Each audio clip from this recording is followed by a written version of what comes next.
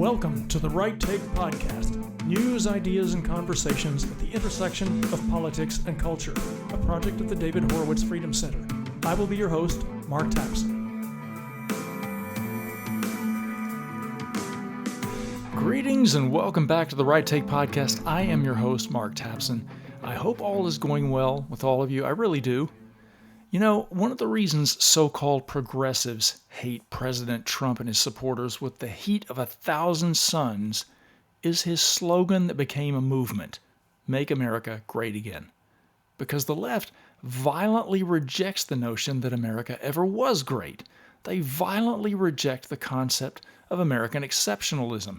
Remember when Barack Obama said he thinks America is exceptional in the same way that the British believe in British exceptionalism and the Greeks believe in Greek exceptionalism? They violently reject the idea that America ever can be great unless it is, as Barack Obama put it, fundamentally transformed by being deconstructed, dismantled, destroyed, and rebuilt from the ashes into a progressive utopia.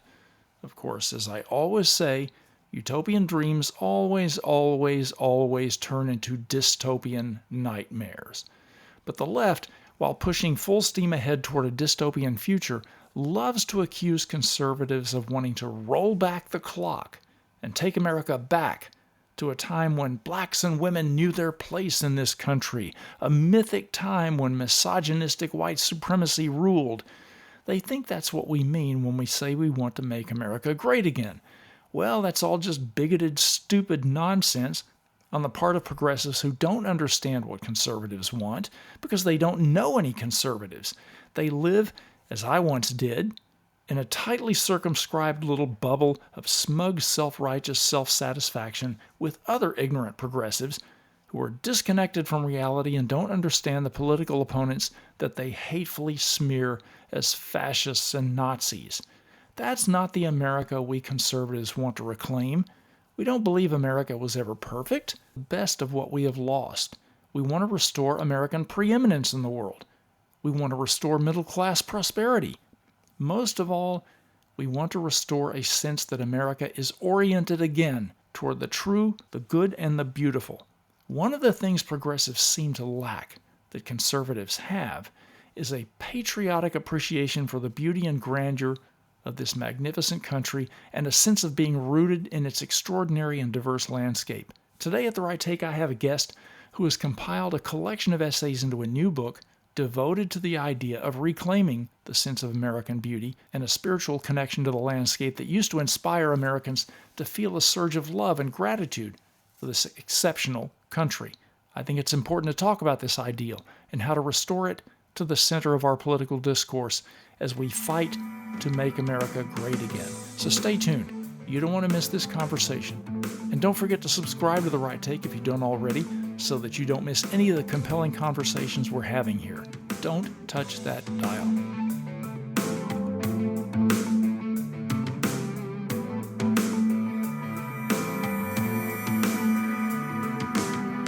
My guest today at the intersection of politics and culture has spent his life working in nonprofits that are committed to preserving America's freedoms.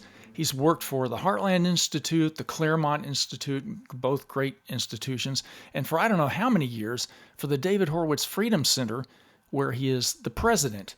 But that title, president, doesn't really encompass everything that he is and has been for all these years at the Freedom Center.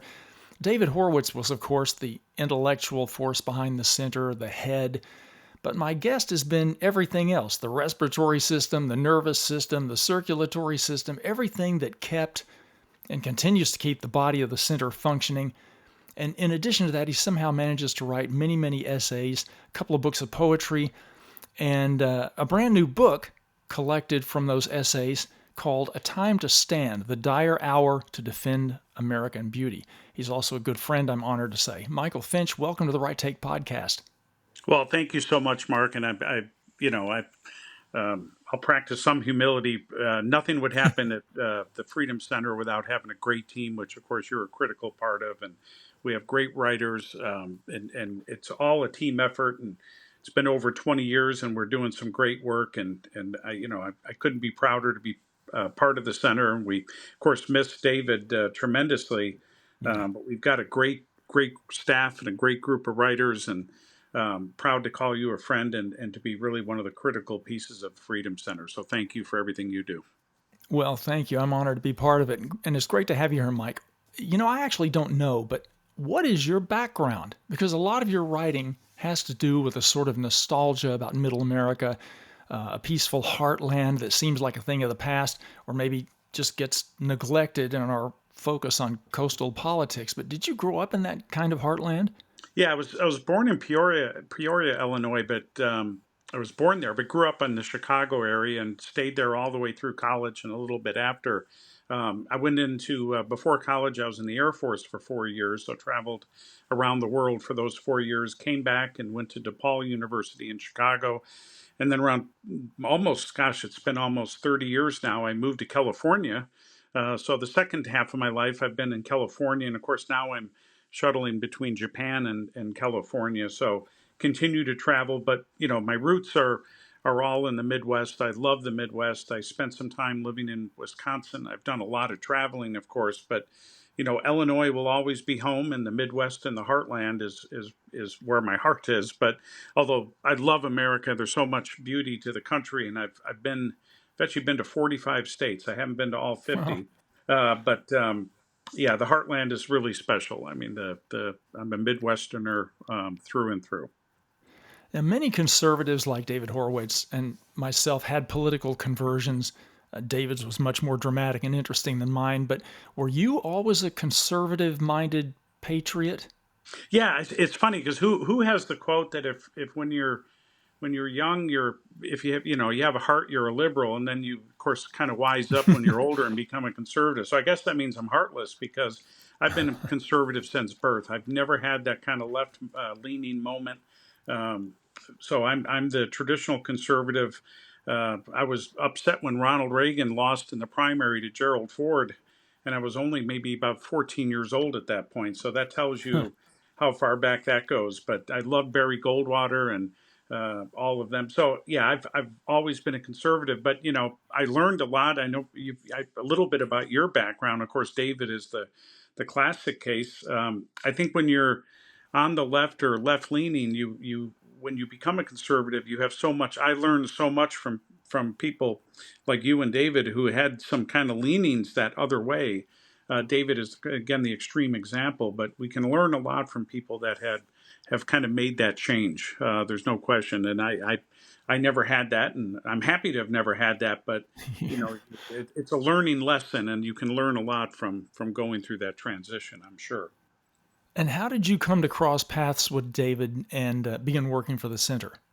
Well, when I came to California, I was working with the Claremont Institute, and of course, Larry Yarn, who's now the president of Hillsdale, he was running. He was one of the founders of the Claremont Institute, and he was still the president of the Claremont Institute. So I worked for Larry for a few years, and then Larry left when he had the opportunity to go run Hillsdale, and they had some changes, and I figured it was kind of time. I felt like it was time for a change, and I got introduced. David was looking for an executive director, so I kind of jumped at the opportunity. He was living in Malibu at the time, and I had an interview at his house. And he called me on the drive home and said, I want to hire you," and that was it. So that was, like I said, almost 23 years ago, and the rest is history. And it was a great 20 plus years that I've had and continue to have. The center does such important work, and of course, David, um, just a phenomenal person, and to work with him at his side for all those years, I learned a lot, and the center is thriving and doing well. So,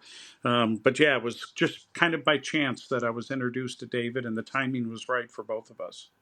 Perfect. And I mentioned at the outset that you've written a couple of books of poetry. Have you always been drawn to reading and writing poetry? Because that seems like kind of a lost art, a lost appreciation also. Yeah, a little bit. I mean, I had written poetry even but when I was in my teens a little bit, and then I continued in my 20s. Then I took some. I kind of sporadically was writing some poems through my 30s and 40s, and then when I got into of course I'm 63 now, but in my 50s, I really started writing a lot of poetry. And I if I had more time, I would write more. And I was never trained as a poet, and professional poet critics have kind of eviscerated me in some ways because I don't follow the perfect kind of whatever. I don't know what a perfect poem is supposed to be, but Right. apparently I don't. I thought poetry was more open, kind of expressive, but it's just one way for me to communicate feelings and thoughts, and particularly when it comes to America. I've written a lot of poems about America, and thank you, by the way, for your introductions in the new book. So I really appreciate that, Mark. And I know you have an appreciation for poetry. It's kind of a niche. Not a lot of Americans read Yes. poetry, and frankly, Mark, when I read modern poetry, half the time I have no idea I have no idea what it means or what it. So I love the classic poets, and there are some great poets now, but I'd want to say it's a dying art. But there are a lot of people that write poetry, but it's something. It's not for everybody. Let's put it that way. But I love to write poetry, and I love to read poetry. Who are a few of your favorites or inspirations, maybe? I know you're drawn to Christian poets like Gerard Manley Hopkins. I know T.S. Eliot's one of your favorites, is one of mine too. In fact, my son Eliot is named after him. Yeah, Um, that's yeah, right. Well, Gerard Manley Hopkins is my favorite poet. But I mean, I love Keats and William Butler Yeats. I mean, there's so many great poets. In modern, I think Wendell Berry is he's still alive. He just yeah. published a novel. I love Wendell Berry. There are some great American poets: Walt Whitman, Robert Frost. So there are some tremendous American poets, and that's kind of what I touch on in the book. That America, as far as literature and poetry, I think we probably can't match the English poet. They're great poets, but we do have some outstanding poets. But Ivor Gurney, who wrote during, he was a British poet during the First World War, one of the forgotten war poets, Hmm. tremendous poet. So. Yeah, there's so many great ones. Robert Penn Warren is another one. He actually was a poet laureate of the United States. He wrote, of course, All the King's Men, that great novel. Yeah. But he was a fantastic poet, another one of my favorite 20th century poets. So the classics and some of the modern, and there are some modern poets that I enjoy reading as well. But yeah, T.S. Eliot is classic, and let's face it, he wrote, probably I don't, the most famous poem in the 20th century, the one that probably had the most The impact in the Wasteland. Wasteland. So, and Yeah. I mentioned that in the book at least once or twice. So, so your son was named after a great man, a great writer, great poet. So you couldn't have done that better, Mark. I think it's easy for a lot of conservatives today, well, people in general, but I think especially conservatives, to dismiss fiction and poetry as somehow sort of frivolous, maybe. But on the contrary, what do poets and poetry have to teach us, or what can they show us? Well, I think poetry, really good poetry. I mean, it's emotive and expressive in a way that you can't. A novel. I mean, I love reading novels, and novels have their own way. Um, Joseph Epstein wrote a great book a couple of years ago, the novel "Who Needs It?" And of course, he came to the conclusion that novels are really critical because they have a way of interpreting life and things that happen in life in a way that literature can do that, where and other modes of art can't. Poetry is so expressive; it brings out something, I think, in your emotions. For me, it's I do lean on nostalgia a lot. So a lot of my poetry is expressive in a nostalgic way, but poetry, whether it's about America or whether it's about love or whatever heartache, or if you're trying to express feelings in poetry in a way, at least for me, reading poetry brings out feelings that there's no other form of art can do that. And some of Walt Whitman's greatest poems were about America, the open road in America. And he can express that in a poem that you don't get. A painting has its own way of expressing. A novel has its own way. Speaking has its own way. But poetry is special from a very emotive standpoint, and that's where it really hits me, and that's why I love poetry so much. Yeah, and I think one of the aspects of poetry that's important is the heightened language of it really sort of touches on the transcendent, and it draws people. The best poetry, I think, really draws people toward the true, the good, and the beautiful. Do you agree with that? Yeah, Gerard Manley Hopkins. I mean, God's Grandeur. I mean, there's a couple of his poems. really, when I talk about this in the book, great art is the beauty in art is in an expression the effort to kind of reach the heavens. I mean, you're praising God and you're doing this for God. We can't reach that level. The left would like to think we can be our own gods on this earth. We can't. We fail miserably. But um, trying to express, I mean, Bach had written one time that every piece of music he wrote was for the good of God. It was to Hmm. worship God. And poetry, when you can be that expressive, and there are several poets who have been able to do that, you reach towards the heavens. You may fall short, but there's an expression there and an opening to God that I think is very rare. But it's in art. It's the one way. That's where art and beauty are so important. And I was going back to think, when in the Wasteland, T.S. Eliot, World War I was such a destructive war. I think the most Yeah. destructive war in Christendom and modern history. You could write a lot of books were written about it, a lot of movies, a lot of poetry. But the Wasteland expresses the destruction of World War I, the end of that world that Hmm. we knew better than anything. That's probably the best example, at least in the modern era, of a poem that expresses something that cannot be expressed in that way in any other. It has never been expressed in quite the way that T.S. Eliot did. Gerard Manley Hopkins. That's why I like religious poetry. Some of his poems really put you in a place where you can almost it's heavenly, and you can almost touch God. We can't touch God, at least not in this life, but you can almost touch God in great poetry. So yeah, I think great art, the best architecture, the best paintings, there's an expression there that is religious in the sense it doesn't have to be obviously or openly religious, but there is that kind of quest and that feature in the artist that is again trying to reach the heavens, and that is the most beautiful art the world has ever produced. Yeah, and I think that transcendent aim is something that's really lacking in modern culture and is part of our decadence in the modern world. And I think it's something that we have to kind of reclaim or restore. I used the word nostalgia a few minutes ago. You mentioned it. But I don't want to give the impression that by nostalgia, I mean that you are using a cheap sentimentalism. The writer Anthony Esolen, who's actually been on this podcast, has a book about nostalgia in which he describes nostalgia as a kind of spiritual homesickness, the soul's desire to find its true home. Would you agree that that's what it is? And would you agree that kind of characterizes your work?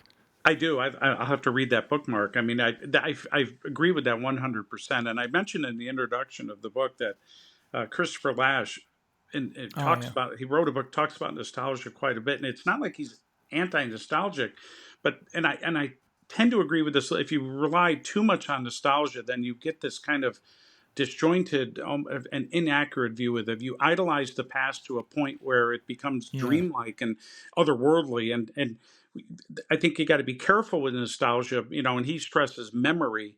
But I think nostalgia has a place. I mean, Yes. I mentioned we could talk about the greatness of the things that were great in America that have changed, right? That they're not that way now. I don't think it's pure nostalgia to say we need to be able to go back and restore certain things that Yeah. we don't have today. So I think it's a mixture of both. But that's the way that he paraphrased it. I think is fascinating, and so much of my book and why I wrote the book and um, all these essays is, you read a book, and I was mentioning Joseph Epstein's the novel Who Needs It. Well, he talks about Willa Cather in that novel in the book, and I knew of Willa Cather, but I'd never read Willa Cather. And once I found out about Willa Cather, because he mentioned her as one of the great American, if not the greatest American novelist, I read all her novels within about a 6 month period. Hmm. And my point is, you get pointed in the direction of something, and you just mentioned an author who I've not read. Now I'm going to order the book and I'm going to read the book, and then that takes you down another path. And Yes. you know this. We don't have enough years in our life to read everything and absorb everything, but there's nothing more wonderful than finding an author, finding an artist or a poet, an architect to go look at the buildings or landscape, to go travel. And that leads you on a journey and down a path that you cannot even imagine. And it's Yes. wonderful.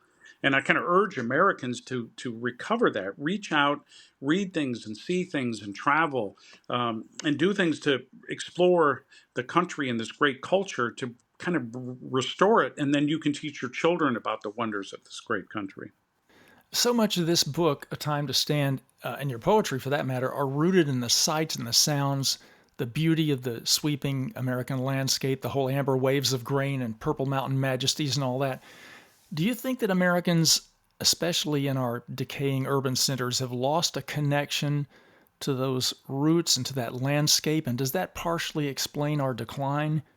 I think absolutely. I mean, in a lot of this, if not everyone can get out and do road trips across the country. I understand that. It's great if you can get out and see the beautiful parts. Even California is as decayed and decrepit and, and wounded as California is. It has some of the most stunning landscape in the entire world, as you know. Yeah, So, getting out and seeing the country. But I agree. I mean, I was not. I mean, I went to school. I think we're about the same age, Mark. So we were schooled in the 1960s and 70s primarily, and then maybe college later. But even then, I mean, I was not I was not instructed or assigned to read any of most of them. We read John Steinbeck maybe, but we really weren't instructed to read some of these other great writers. And also the great landscape artists. America, the landscape is so critical. Thomas Cole and Albert Bierstadt and all the great yeah, landscape painters of the 19th century.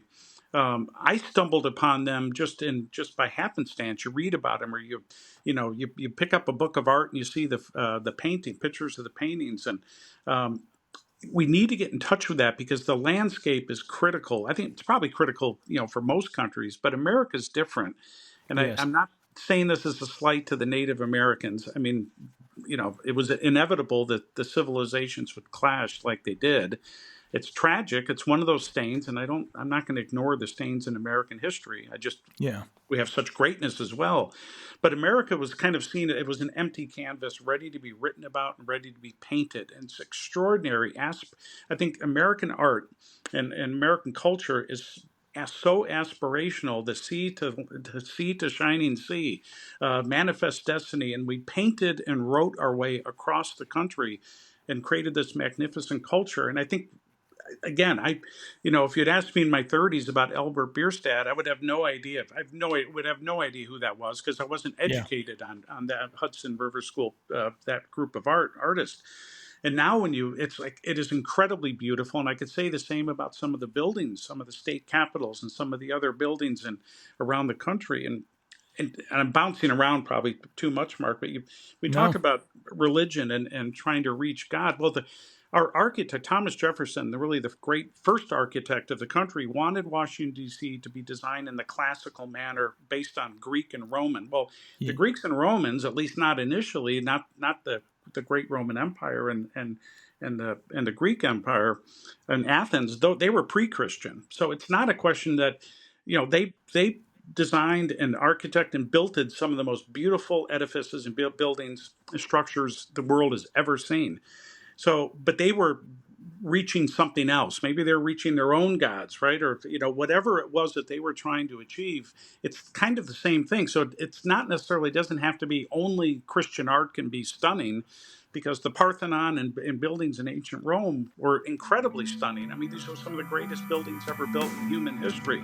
But they were trying to reach for something. So that again, going back to that, but you need to be introduced to, we need to teach about this great art and yes. especially the great culture in America. It's really critical.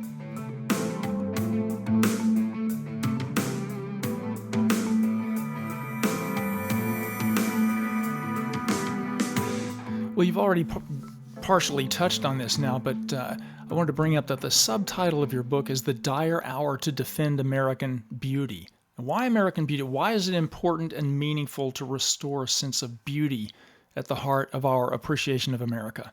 I think the culture binds us in a way that, and well, the schools, and we've talked a lot, maybe not on the show, but we've talked a lot over the years that we've known each other and been involved with the Freedom Center. The campuses and the schools in this country are just government-run schools are a disaster. It doesn't mean there aren't any good Yeah, ones, and it doesn't mean there right. aren't any good teachers, but private schools, vouchers, homeschooling. There's all these things, but the education establishment is corrupt. The teachers unions have destroyed public education almost completely in this school. So we've got in this country, so we have so much to make up for. The conservatives, through the think tanks and the few like Hillsdale College and some of the other outposts, they do a great job in teaching about the American founding, about the Federalist Papers, the Declaration, the Constitution, the Gettysburg Address, all of that. We do a really good job of trying to reach people with that, but we don't do enough on American culture. And that's, I mean, Yeah. even in high school, they're still teaching, about, the Gettysburg Address and the Declaration of Independence. They may not be teaching it entirely the proper way, but it's not like a child, if he's half awake and paying attention, he knows about something about the Constitution. American beauty is the architecture, the art, the literature, the poetry, all those things that enrich American culture. It is from about the mid 1800s till about 1920.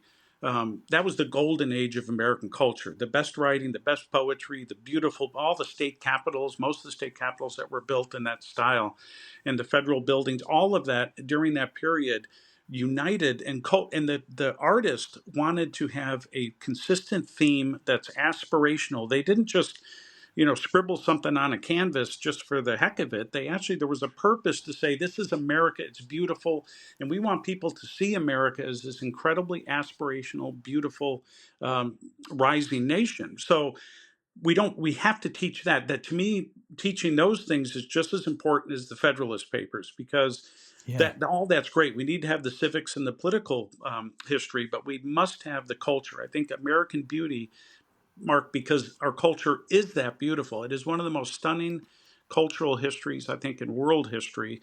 And that's what unites and binds us, I think, as much as anything else. As much as the Declaration or the Gettysburg Address, our beautiful culture can bind us and unite us in a way that I think politics can't, as important as politics is.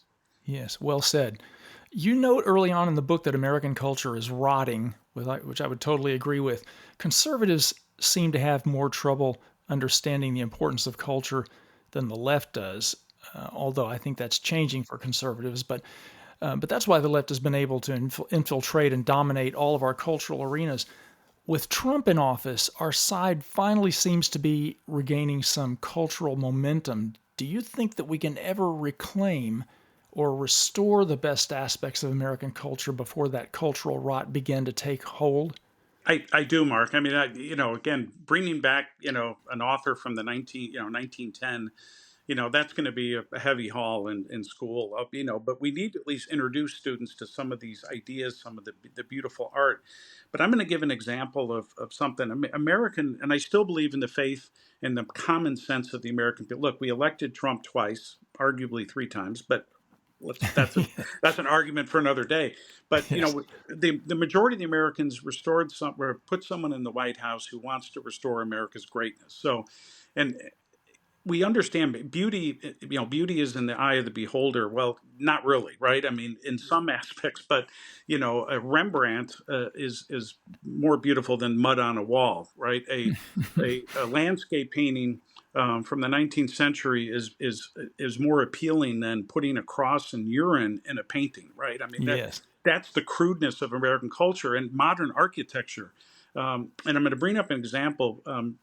The Pasadena City Hall. Arthur Brown was his firm, and he was the architect, one of the great architects. He designed a lot of the beautiful federal buildings in Washington. He designed the City Hall in San Francisco, which is one of the most beautiful buildings in the country, if not the world. He also designed City Hall in Pasadena. So for everyone in SoCal, Southern California, take a drive to Pasadena and look at the City Hall. And if you go there especially on like a Friday or Saturday night, you see throngs of people there with their photo. They're getting wedding shots and prom dates, and everyone wants to go to Pasadena City Hall in their courtyard Yeah. and have their picture taken.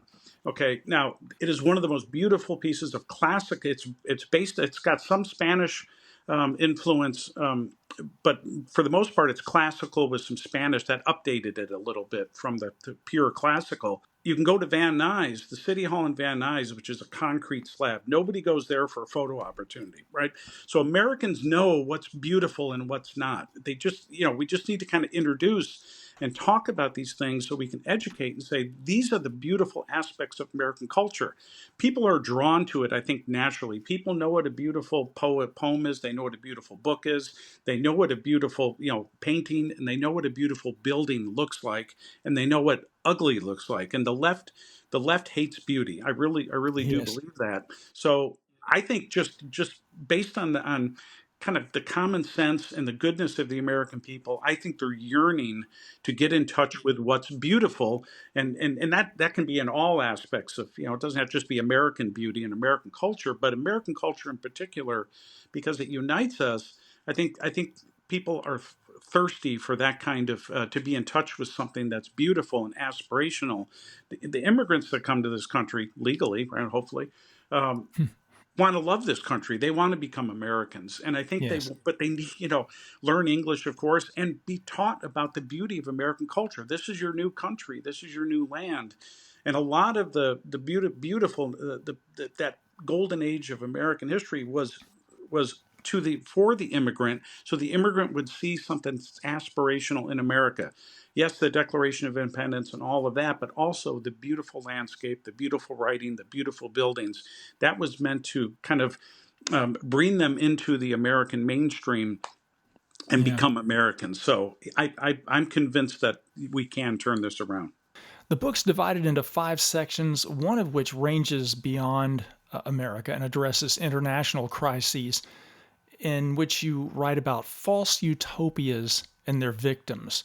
What is it about the left's worldview? And I've written and spoken about this a lot, and I know you have. What is it about the left's worldview that always, when they hold the reins of power, leads to mass misery and death? Well, I've got to thank our mentor for all these years, David Horowitz, right, for being at Yes. his kind of side and reading so much of what, the left. You and I know that we're as Christians, and you don't have to be Christian to believe that we can't create utopia on earth. But as Christians in particular, we know that heaven is not going to happen in this lifetime. It's not going to happen on earth. So we wait the next. We wait to see what's going to happen next to find that kind of perfect utopia. It's not going to happen in this lifetime. We're all flawed. We've all sinned, right? So we understand human nature, and human nature never changes. All right. So having Yes. that, and the founders understood that. The left, however, rejects that. They want to destroy the idea of the Judeo-Christian kind of moral beliefs, and they want to create utopia, and they believe they can create that heaven on earth here. Yeah. The problem is we stand in the way of it. At least that's in their view. So, Lenin and Stalin and Mao, we talked about how the left hates the beauty of America. They hate American history. It wasn't 1776, it was 1619 when the first slave was brought over.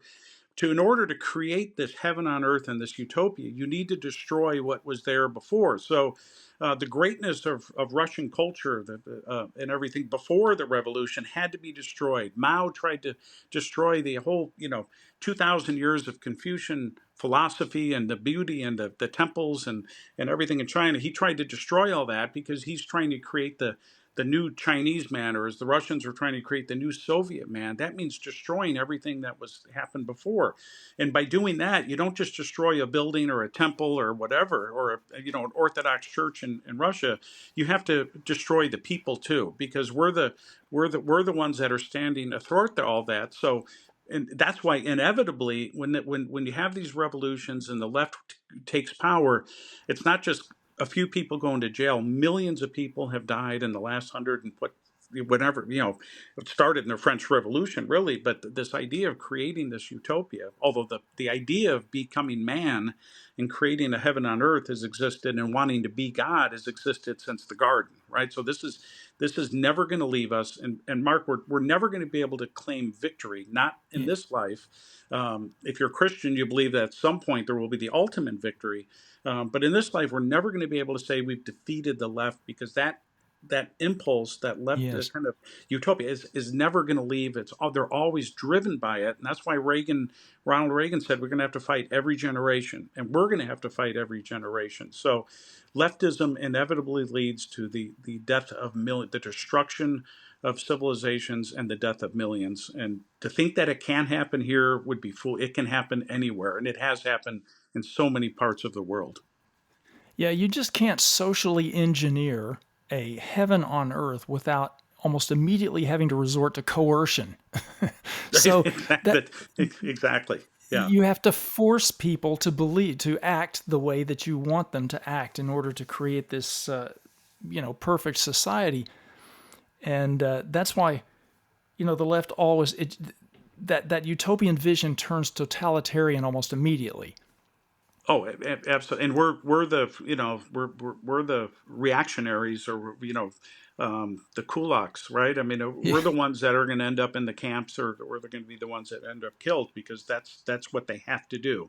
And if you're going to create this perfect heaven, then what is one person, the sacrifice of people, even by the millions, is worth it if you're creating heaven on earth in their view. So they don't yeah, look back, and there's never been an apology about what the left has done, right? I mean, of course, China's still communist, but Russia's had some kind of look back at the gulags, but there's also a lot of, they've never like officially said, this was a horrible thing that the communists did in the Soviet Union.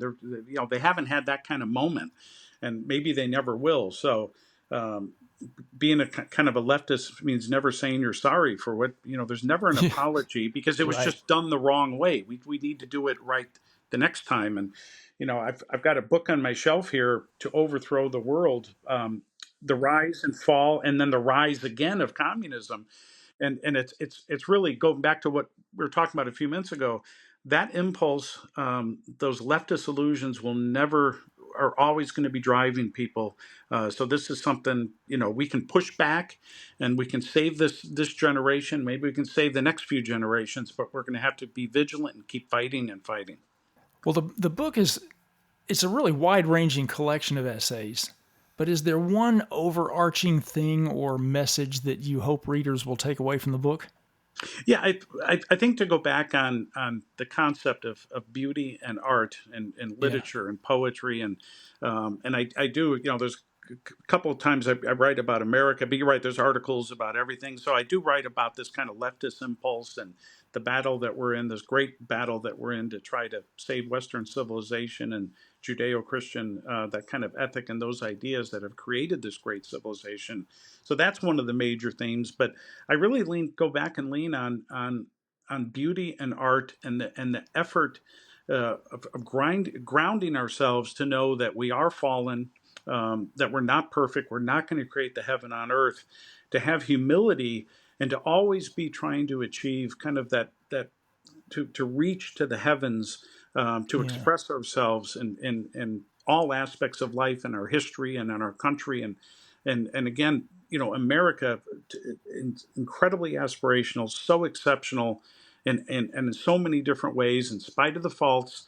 Um, I hope we can get to the point where we're not just teaching the Howard Zinn version of American history in our yeah, schools, but teaching the greatness as well, and understand that America has this incredibly beautiful culture, which I think is kind of been forgotten, or it's just not being taught, and we need to restore that. And then we need to teach our children about the wonders and beauty of this culture, because it binds us, again, it binds us together as Americans, just as much as the kind of political documents that founded us. another section in the book is called "The Beloved Land in Crisis." What's a major way, or maybe a couple of ways, if you like, in which you think America is facing a serious crisis or crises today? Well, I mean, there's so many. I mean, economically, we destroyed our manufacturing base.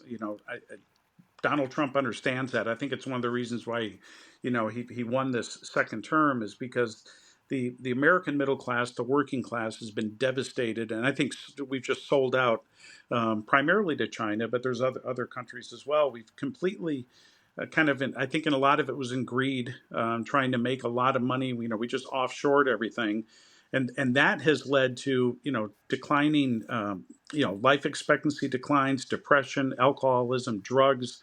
There are so many things that ail us. I think that, and I think it's not all economic. So much of it is, of course, spiritual as well. And we're also, and I really don't get into this in detail to the book, and I know this is something that you think about.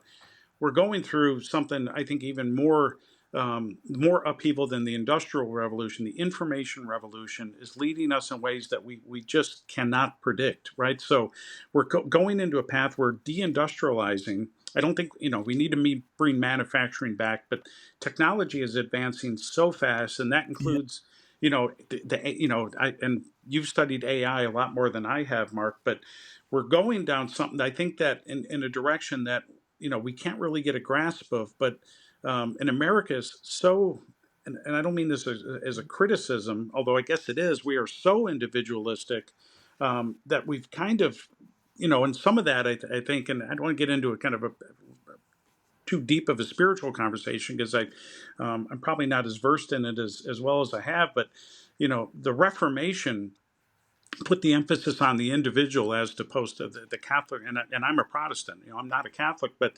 the Reformation put the individual on your sole individual relationship with our Savior, right, and God. Mhm. So that has driven us in a way to become an incredibly, I think, hyper individualistic society.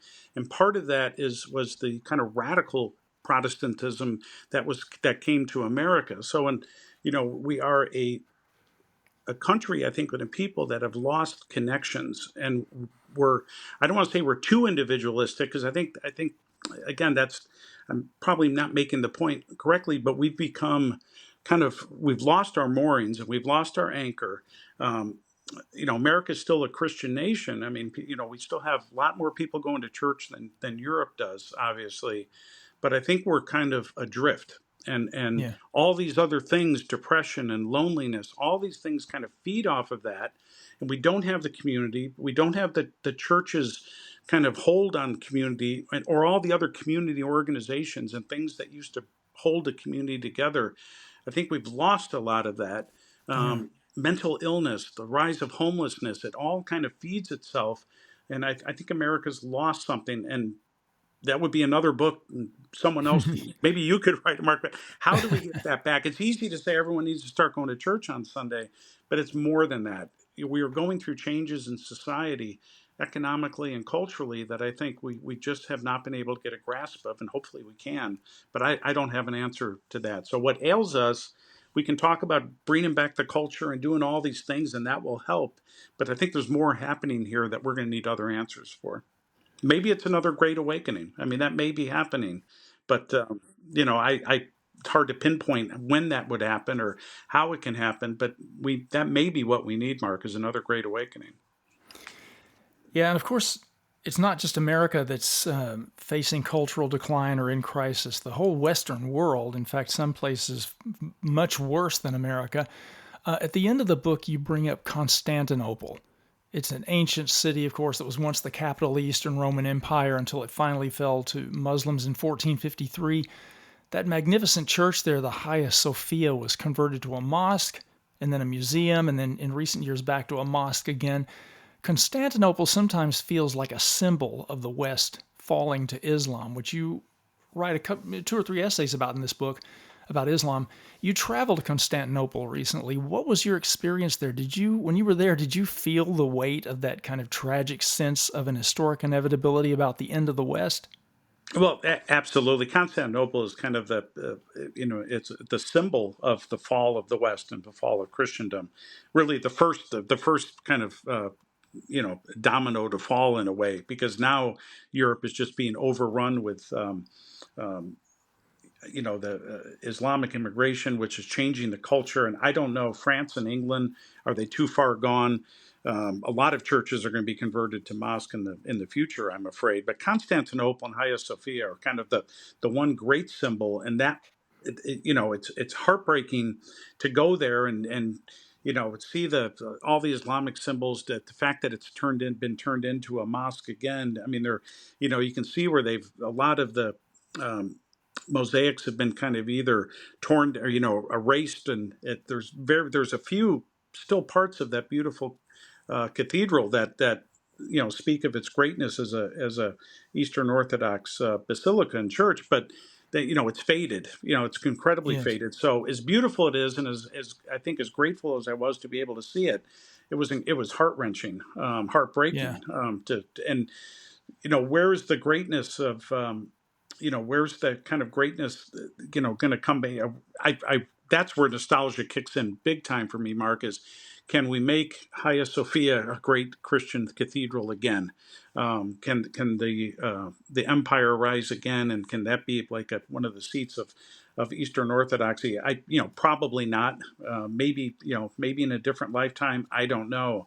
I get incredibly depressed and kind of wistful when I think about, Yeah. but even Yeats wrote, Sailing to Byzantium. There was a greatness in Constantinople, the great white city that, again, that becomes nostalgia, and that can become, I guess, a little not dangerous, but we need to be in reality. But that's happening all over Western Europe. You know, there are warning signs here. Our great friend and colleague Robert Spencer writes about that in America. Mosques are in your new home state of Texas. Mosques are popping up quite a bit, and states like Tennessee. We see what's happening in Dearborn, Michigan. We're not as far down that path as France, certainly, or Yeah. England, but we're not that far behind. And the fact that it could happen here, it could certainly happen here. So, and I talk in the I still think World War One was the event that really turned what Christendom. I think that was a huge turning point, and I think in this decline of Western civilization and Western civilization as being Christian, and that philosophically. We still are to a great degree, and there are parts of Europe, but it's we're under attack, and now we're under attack by the same forces that overthrew the Byzantine Empire and destroyed the Constantinople that was so great. So yeah, I get you get emotional thinking about this because how do we turn this around? How do we recover it? And it's not just Constantinople. All of what is now Turkey and Syria and the whole that was really the heart of before Rome and the Catholic Church. That was the heart of Christendom. The Eastern Church for hundreds of years. That was really the center of Christianity, and that's Yeah. all gone. Right? Christians have almost been completely eliminated from that part of the world. So. Um, how do we turn that around and reverse that? Another great question, which I don't have an answer for, but hopefully we can come up with one. Well, I think it's time we launched a new crusade to reclaim Constantinople. So I'm getting a sign up sheet started to get that launched. Well, you Uh, had the Russians tried that, and actually it was England and France that the Crimean War and a lot of other they tried to stop the czars of Russia. They wanted to reclaim Constantinople as the seat of the Eastern yeah. Church, and they were stopped. Obviously the Ottoman Turks, but the Ottoman Turks were declining after the fall of Vienna. After they couldn't take Vienna, they got Hmm. pushed back. Russia saw that as an opening. They started making the advances south, and they wanted to take back Constantinople for the Orthodox Church. And it was France and England that were worried about the rise of Russia that came in and helped stop the Russians. So sometimes we are our own worst enemy. And just another, and I don't talk about this in the book, but Constantinople, one of the worst things that happened to Constantinople before the Turks was one of the Crusades, and I'm a huge fan of the Crusades, and I'll sign that petition. Um, but the Crusaders went in and just kind of just destroyed it. I mean, they took all the great art of Constantinople.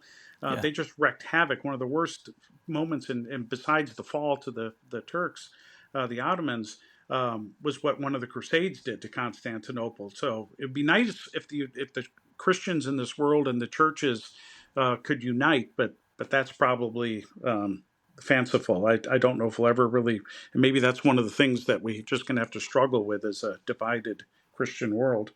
Mike, how can people get hold of your books? And are you much of a social media guy? Can people keep up with you online somehow? Not really. I hate to say this. I'm sorry Yeah. to say. I mean, obviously, you can get the book at Amazon, or you can go to frontpagemag.com. to the bookstore and order it there. I have a Twitter or X account, but it's in its infancy, and I can't even, to be honest, Mark, I'll have to look it up, but I can't remember the. Yeah, I'm sadly lacking in the social media world. No, I think social media is overrated. I think it's a net negative, actually, for the world. But listeners, if you want to read somebody who cares deeply about restoring American exceptionalism and centering God and country in our lives without all the anger and combativeness and snarkiness that marks most of our political discourse these days, of which I am actually guilty, you can't do better than to look up Mike's work like this new book, A Time to Stand. Michael Finch, thanks for joining us at The Right Take, and keep up the great work. Mark, thank you. I'm very grateful. I really appreciate it. Great to have this conversation, and I really appreciate you having me on. Thank you. My pleasure. And thank you, listeners, for tuning in. Don't forget to subscribe to The Right Take if you haven't already. And if you like what you hear, please leave that positive review. Be seeing you.